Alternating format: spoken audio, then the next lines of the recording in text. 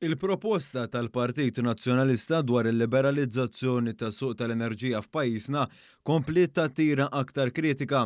Din id-darba mill-eks President tal-UHM Jesmond Bonello li fuq il-programm Pjazza elenka u spjega l-fatti wara li kieku kellu jiġi liberalizzat is-suq tal-enerġija ta' pajjiżna.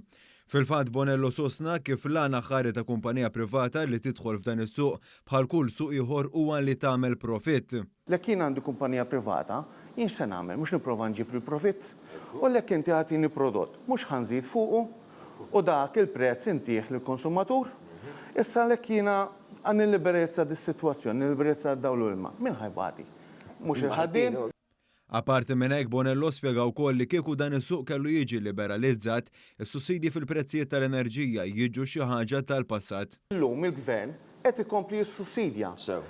Survey li ħareġ dan l-aħħar tal-Eurostat qed jgħid li l-prezzijiet ta' Malta tal-elettriku qegħdin fost l-inqas tal-Unjoni Ewropea. Imma mbagħad hemm pajjiżi oħra qegħdin ferm ogħla.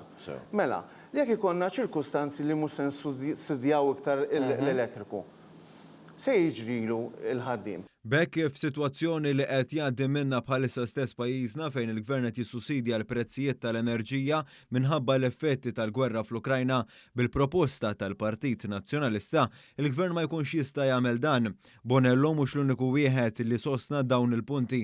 Fil-fatt il-Malta Today irrimarkat li fir-Renju Unit li kien pionier fil-qasam partikolarment brabta mal-proċess ta' liberalizzazzjoni il-prezzijiet tad-dawl malajrolew brata maġla. Apparti minn hekk fi-stqarrija żminijietna leħen ix-xelluk, innota li f'Malta tariffi tal-enerġija huma ferm baxxi meta mqabbla ma' pajjiżi Ewropej oħra tant li hija inqas minn nofs il-medja Ewropea u 4 darbiet orħos minn pajjiżi bħall-Irlanda u l-Ġermanja.